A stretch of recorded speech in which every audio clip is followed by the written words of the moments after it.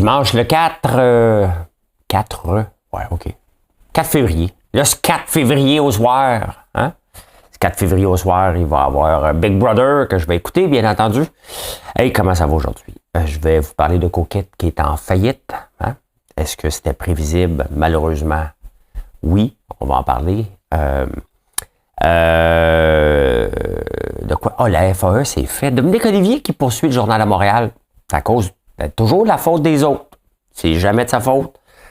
Une autre maison vendue à Outremont, en bas de l'évaluation municipale. Ça me tente de la contester, là, mon évaluation. Là, hein? Redmonds, le secret le mieux gardé, la chose que tu ne vas pas dire si tu veux montrer que tu es compétent. Quoi d'autre? MBC, Mathieu Boccoté, il fait une déclaration.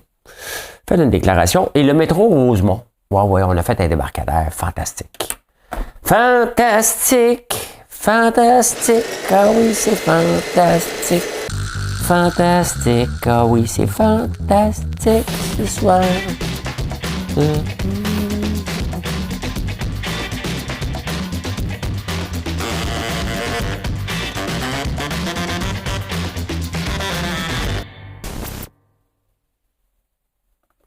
Sept jours par semaine, je suis ici, tous les jours à 4 heures du matin. Je vais vous parler de la STM, parce que la STM aime beaucoup se plaindre qu'ils n'ont pas d'argent, puis les maudits de coupures. On va voir qu'est-ce qu'ils font avec leur argent. Hein?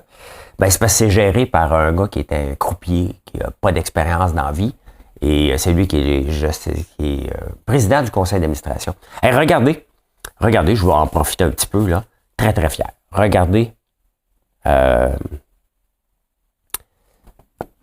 On le voit-tu avec l'ombre, entre l'ombre et la lumière? Bref, c'est nos bouteilles de shampoing revitalisant qui vont sortir le temps qu'on fasse la paperasse et tout ça, là, qui vont sortir dans les prochaines semaines.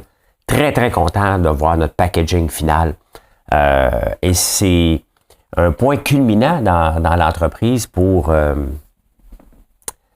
transformation des produits de la ferme. Hein, parce que le shampoing revitalisant est fait en majorité avec de l'huile de tournesol, de l'huile de soya et du miel pour le shampoing.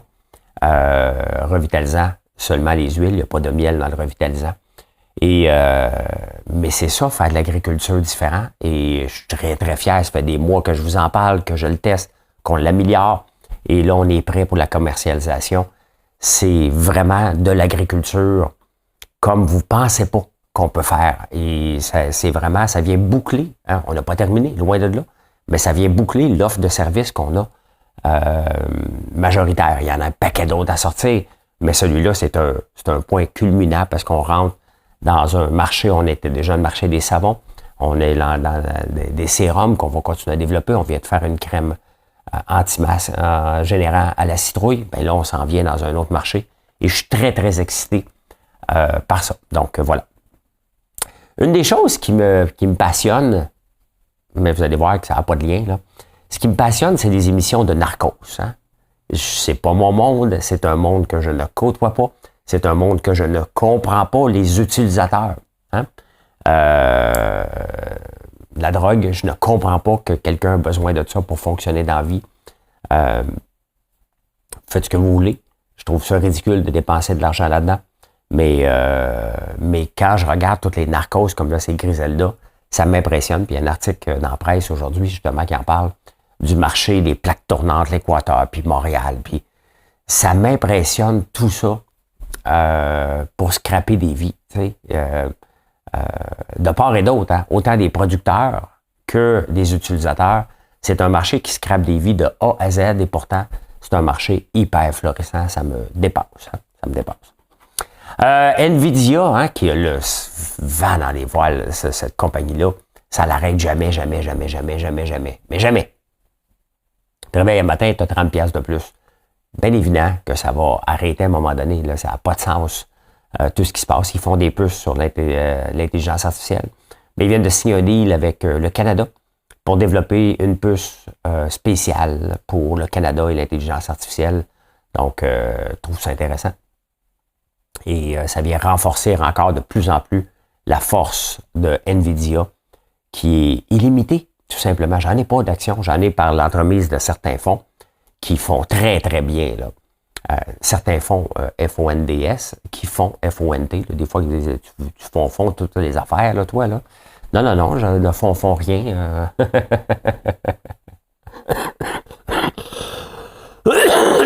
Bon, ça va finir par passer.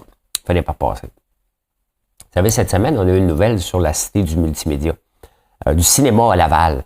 Tu as l'impression de retourner dans les années 80-90 quand on annonce, regarde, des grands studios. Tu sais, c'est pas parce qu'un entrepreneur a eu du succès dans le passé avec une certaine... Parce que c'est encore Trudel, la cité du multimédia, Melz et tout ça là, sur l'autoroute Bonaventure, qui s'en va à Laval. Et je comprends pas Laval de leur donner du terrain, de leur vendre, de leur dézoner du terrain. On s'entend qu'avec l'intelligence artificielle, ces grands studios-là n'auront plus leur place. Hein? Et à quel moment que le Québec, j'espère que le Québec n'embarquera pas là-dedans, va faire concurrence à Montréal pour attirer des joueurs étrangers? On est à l'ère de l'intelligence artificielle. Il faut vraiment vivre dans une bulle pour ne pas comprendre que tout ce qu'on faisait en studio va se faire avec l'intelligence artificielle, pas dans un avenir hypothétique de science-fiction. Là. Déjà, ça se fait. Déjà, il y a des gens que je suis là, qui font de l'intelligence artificielle, qui font des montages exceptionnels. Donc, c'est pas encore tout à fait là, mais on est vraiment, vraiment à quelques mois d'avoir la technologie capable de recréer à peu près ce qu'on veut en intelligence artificielle. Donc, pourquoi aller investir dans des grands studios comme ça pour attirer des joueurs, les joueurs américains qui viennent ici? Ils viennent ici seulement lorsque le dollar est très bas. Là, il se maintient à 75 cents. Je trouve ça complètement ridicule. Et les journalistes aussi trouvent ça complètement ridicule. Pour que les journalistes reconnaissent que l'intelligence artificielle, elle est là et investir dans des grands studios, ça vaut probablement pas la peine. C'est que... puis on s'entend que les journalistes sont pas tellement les meilleurs au point de vue analyser une nouvelle technologie. Là, ils le sentent. Hein? Dans mon coin, dans le Journal de Montréal, il y a toujours les maisons vendues, puis il y en a beaucoup de Outremont. Hein? Pourquoi? Parce que c'est spectaculaire. Hein? Des maisons à 7 millions, puis ça fait 4 maisons qui sont vendues en bas de l'évaluation municipale. Et je viens d'avoir mon augmentation de taxes depuis que j'habite Outremont, depuis 2017. Mes taxes ont monté de 8 000 $. Bien entendu, je n'ai pas les services qui viennent avec ça, là, c'est énorme. Et ça me tente de la contester, mais je pense qu'il faut payer pour contester. Hein? Comme ça, la Ville s'assure de ne pas avoir des gens qui viennent contester inutilement. Là. Mais je vais décider de voir si je vais contester parce que ça ne fait pas de sens. Il y a une maison qui vient d'être vendue à 5,5 millions et il demandait 7,5 millions. Je regarde la grosseur de ma maison versus la grosseur de cette maison-là. Je ne suis pas dans la même ligue. Et pourtant, ma maison est évaluée dans ces eaux-là. J'aime bien ma maison, j'ai une très belle maison. Là, hein? C'est une maison exceptionnelle, j'avoue, mais elle n'est pas dans le calibre de celle qui vient d'être vendue 5,5 millions. Donc, en bas de l'évaluation municipale. Hein? La bataille du bois d'œuvre, hein? Ça, c'est une bataille que depuis, je pense que je suis né, que j'entends. Hein? Le bois d'œuvre aux États-Unis, la bataille du 2x4, ben c'est reparti. Il y a des tarifs pour vendre aux États-Unis, des tarifs de 8 %. Là, ils ont décidé d'augmenter ça à 13 %. Ça va se battre encore. Est-ce que c'est une réplique au fait que le lait a maintenant une protection à vie? On vient de se faire avoir au UK. Quand je vous dis qu'il va y avoir des dommages collatéraux par rapport à ça, est-ce que le bois d'œuvre en est un? Probablement. Hein? Il y a toujours quelqu'un qui va payer pour quelqu'un d'autre dans ces ententes-là. On le sait que les États-Unis sont hyper protectionnistes et ça nous donne encore un indice que c'est bien l'exportation, c'est voulu l'exportation, on veut créer de l'exportation pour s'enrichir parce que sinon, on ne s'enrichit pas, mais c'est un jeu extrêmement dangereux où on dépend des humeurs de nos partenaires. Et c'est pour ça que c'est mieux d'exporter quelque chose où on est presque unique. Faire du 2x4, il n'y a rien d'unique là-dedans. Donc, on est toujours pris dans les chicanes. Les chicanes de cabane, ça en va au Québec.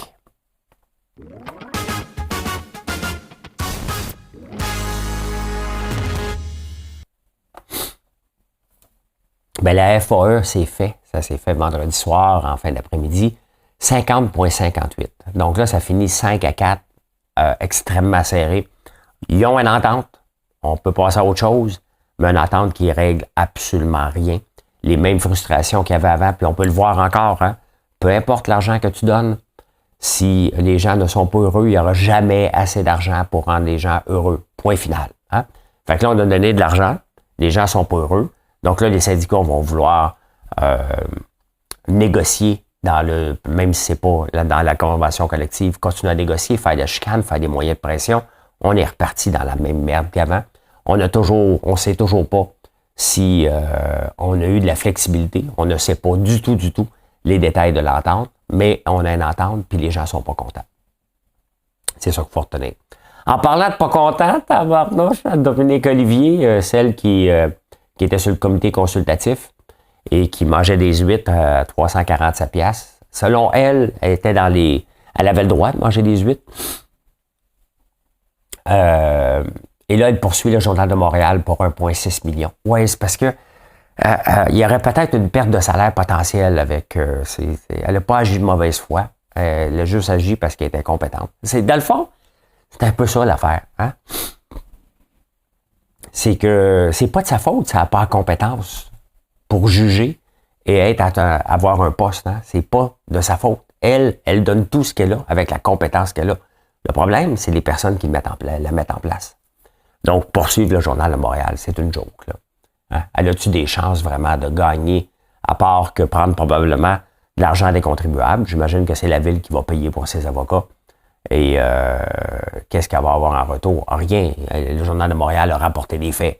Des faits que moi je répète, puis que d'autres personnes sur X répètent. Ça fait beaucoup de monde à faire taire, là.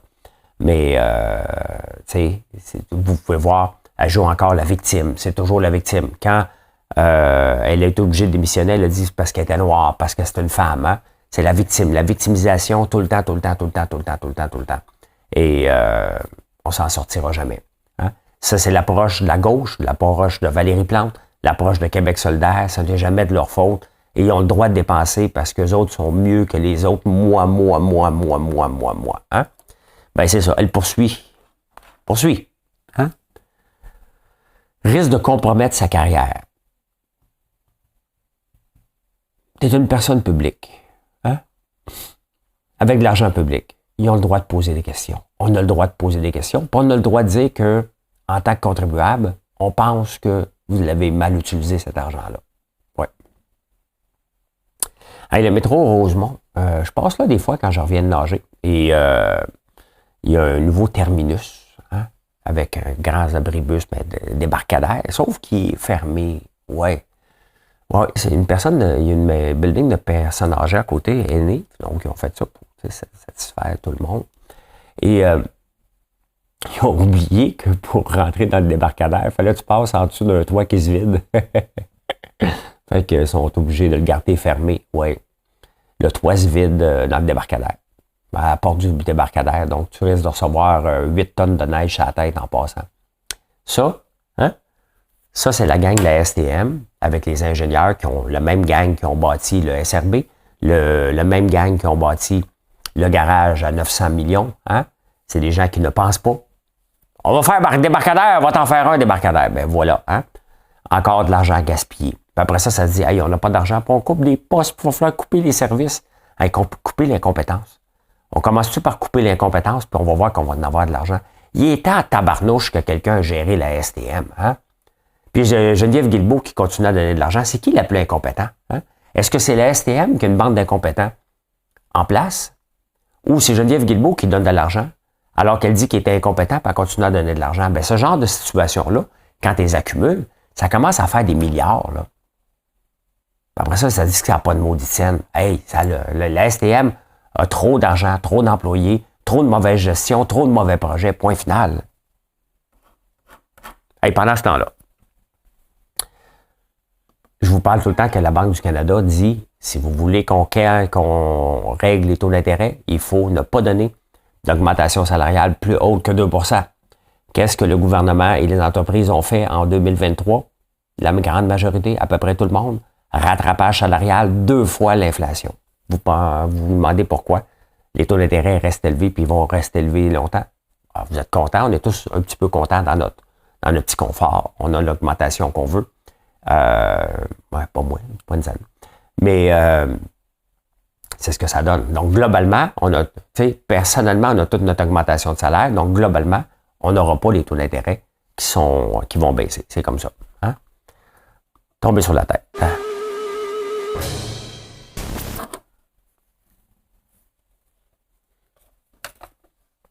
Et on s'en va en 1952. 1952. Il y a deux choses que je retiens de 1952. J'aurais pas regardé. Tu pourrais acheter du mouton russe de l'Afghanistan noir. Hein? Un beau manteau de fourrure de mouton noir de l'Afghanistan. Mouton russe Afghanistan. Ben. Bon, là, c'était l'arrivée des peintes de lait en 1952.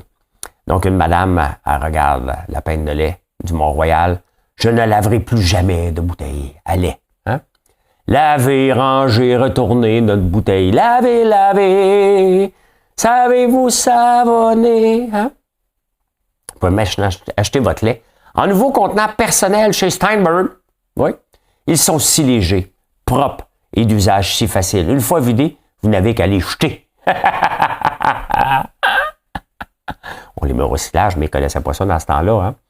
Le moyen, le meilleur et le plus sûr d'acheter du lait, c'est en contenant de carton. Parce que, 3 petits points, très important les 3 petits points, il n'y a pas de dépôt, pas de bouteille à retourner, aucun risque de bris. Le lait est frais chaque jour en contenant de carton. Sanitaire à votre magasin Steinberg. Rappelez-vous que vous n'êtes pas les premiers à briser le double seau, que vous allez être aussi les premiers à briser le double seau protecteur.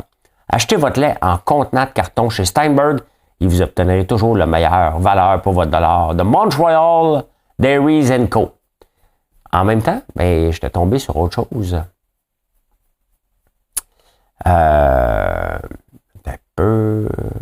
Une véritable révolution économique dans l'Alberta. On est en 1952 et on commence à parler du pétrole à Calgary, hein, qui ont trouvé du pétrole. Et il y a les réserves sont inépuisables. Hein. D'inépuisables réserves. Au cours de l'année 1951, la production réelle a oscillé entre 100 et 180 000 barils par jour.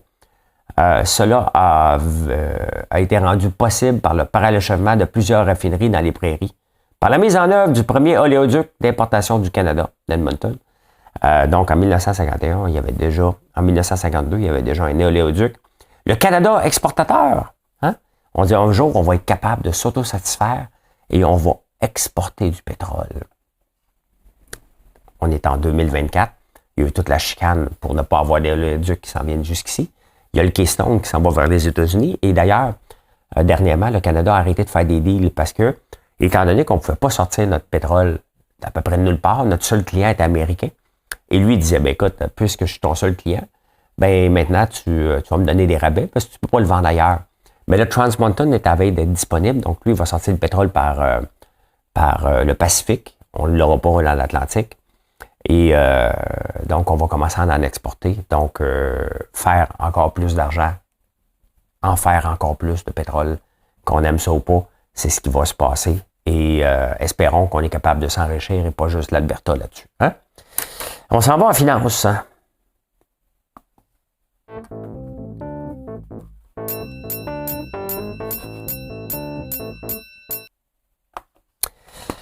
Ah ben, c'était prévisible, mais c'est décevant, tabarnouche. Hein? Cookit en faillite. Cookit, les prêts à manger comme Good Food, hein, qui sont pas à la bourse, donc on n'avait pas de détails. Cookit, au début de la pandémie, qui a pris une expansion phénoménale, c'est Judith Fetzer, probablement que je massacre son nom encore, l'entrepreneur de l'année, je pense, en 2020.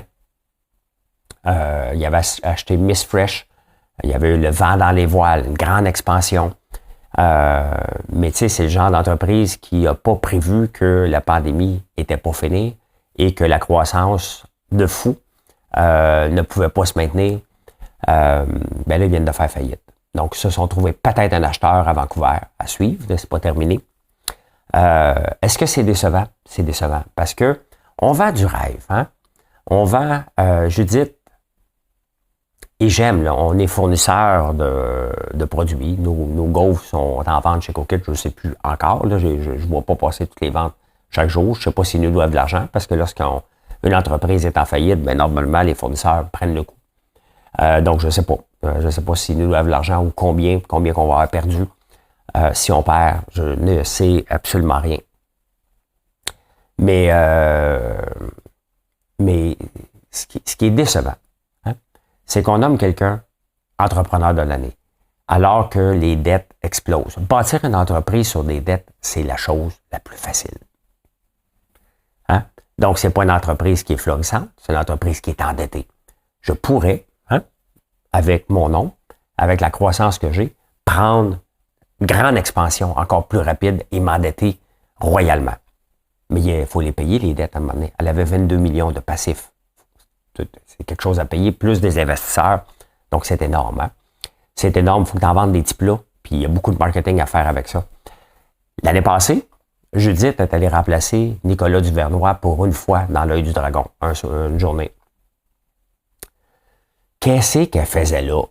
Hein? Sachant que ton entreprise est en trouble financier depuis 18 mois. Qu'est-ce que tu vas faire te présenter à face comme dragonne? Tu es en train d'envoyer aux gens que tu es successful, tu es prêt à investir dans d'autres compagnies alors que ta compagnie va mal. T'sais, à chaque fois que je dénonce une situation comme ça, je me fais taper dessus.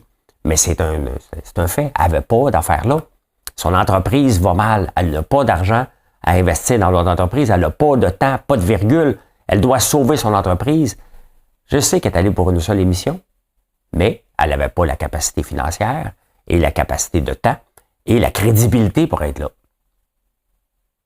Je le dis puis je le répète, pour être dragon, il faut que tu aies vendu ton entreprise, il faut que tu aies du temps. Pourquoi je ne suis plus là? Parce que ça ne m'intéresse pas et je n'ai pas le temps. Je travaille à temps plein dans mon entreprise. Donc, je n'ai pas le temps d'aller faire le clown comme dragon à investir dans d'autres entreprises. Mon associé est là. Il a le temps. Il a vendu 2 fois. Hein? Il continue à développer. C'est ça, un dragon, pour moi. Donc, encore une fois, l'équipe qui choisit les dragons s'est tirée dans le pied. Il y en a un méchant paquet, là. Ça commence à en faire pas mal de dragons qui n'avaient pas d'affaires là. Ne serait-ce que pour une fois, ça entache l'émission, là. Elle n'avait pas d'affaires là, pantoute. On choisit des dragons pas pour leur capacité à acheter, leur capacité à puis les entrepreneurs qui vont là, il y en a qui vont sincèrement pour avoir du financement. Cette personne-là qui a eu du financement de Judith à l'émission, s'il y en a eu, ben, elle n'avait pas la capacité de poursuivre par la suite. C'est ça qui est plate. Hein? C'est ça qui est plate. Mais je l'aime, Judith, là, je l'aime vraiment. Je l'ai rencontrée plusieurs fois. C'est une personne exceptionnelle. Mais à un moment donné, on a le droit de dire la vérité aussi. Puis ça n'avait pas de sens qu'elle soit là. Hein? Elle devait sauver sa compagnie, coûte que coûte. Mais c'est ça. Hein? Il était trop tard. Puis c'est comme ça. C'est comme ça. On va voir qu'est-ce qui va se passer, qui ne sera pas payé, combien d'argent qu'on va avoir, est-ce que ça va passer vers les mains d'une autre entreprise? On ne sait pas. Dans le journal, il y a une entrevue aussi avec la nouvelle présidente de Redmonds. Et elle dit dans les journaux, nous sommes le secret le mieux gardé au Canada. J'ai écrit un livre. L'entrepreneuriat, c'est difficile, j'en ai 3, là. On va voir qu'est-ce que j'ai marqué là-dedans. C'est-tu dans celui-là que j'ai marqué?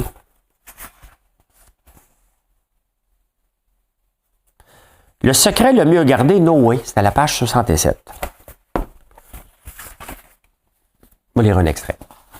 Ça me fait bien rire lorsqu'un entrepreneur me dit fièrement « Moi, je suis le secret le mieux gardé en ville. » Ça signifie « Personne ne le sait, mais mon Dieu que je suis bon. » Dans la catégorie loser, il n'y a pas mieux.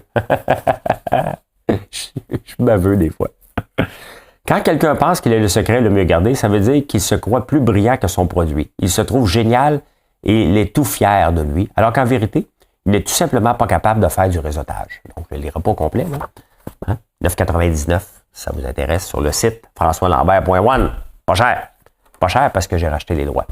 On ne peut pas dire qu'on est le secret le mieux gardé. Ça ne se dit pas, ça ne se fait pas. Ça veut dire tout simplement que tu as un maudit bon produit, mais tu es trop loser pour en faire du marketing. Donc, Redmond, c'est à peu près ce qu'ils nous disent en ce moment.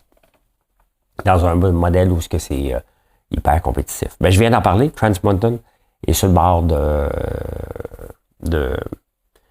d'ouvrir. Donc, on va pouvoir exporter à plein tuyau du pétrole vers les pays asiatiques. Ça va être plus facile. Donc, à suivre. Combien qu'on va en vendre, combien qu'on va s'enrichir, combien les écologistes vont capoter. Hein? Donc, je préfère voir du gaz sortir du Canada que de le voir sortir du Venezuela, tout simplement. My God, ça a mal sorti. Venezuela.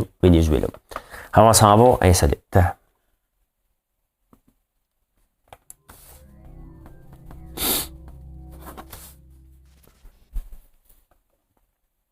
La marmotte a vu son nombre. Ouais, il va rester moins de 6 semaines, fait que je commence à entailler. Ouais, c'est ça. J'ai pas le choix. On dit que c'est con de croire à ça, mais si c'est vrai. Les pleurs d'oignons sont assez épaisses, hein? À suivre. J'ai hâte de voir. L'ail aussi, c'est un hiver pas trop froid à date. Hein? Donc, je me souviens pas d'avoir eu aussi peu froid cet hiver que celle-ci.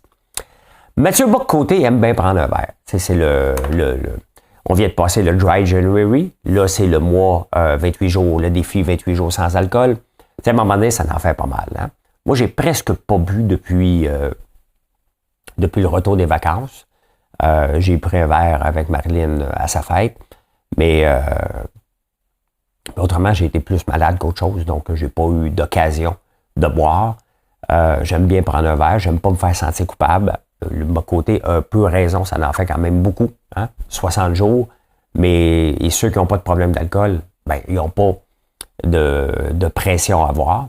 Mais il reste que il a raison d'un côté, mais ça ne m'intéresse pas de savoir qu'il aime ça prendre un whisky ou un cognac ou un verre de vin. Il a bien le droit.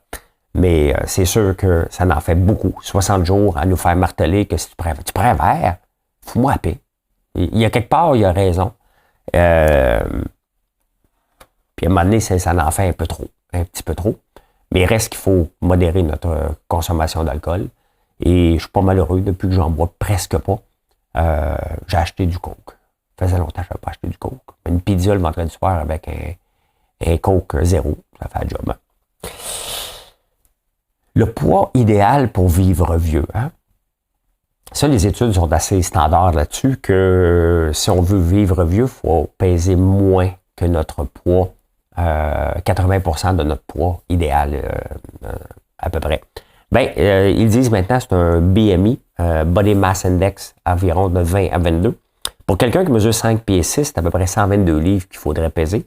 Un gars comme moi qui mesure 5 et 11 et 3 quarts, je n'ai pas dit 6 pieds, ça serait 162 livres. Je suis à peu près à 170 livres. Donc, je suis presque dans mon poids santé, mais de un moment donné, je me l'air trop maigre. Là. Donc, c'est ça, il faut peser pas beaucoup pour vivre vieux, plus vieux. Donnez des chances. Hein? Eh bien, je peux dire ceci. Mission accomplished. Merci. Merci d'être là. Hein? Donc, non, c'est pas encore disponible, notre shampoing revitalisant, mais regardez. Hein? Je suis tellement fier de sortir ça et de jouer dans le cours des grands avec un produit exceptionnel, agricole. Puis la bouteille, c'est pas gênant. Pantoute. Maintenant, je ne serai pas le secret de mieux garder. On va vous le dire en taparnouche quand ça va être prêt. Allez, bye, bonne journée.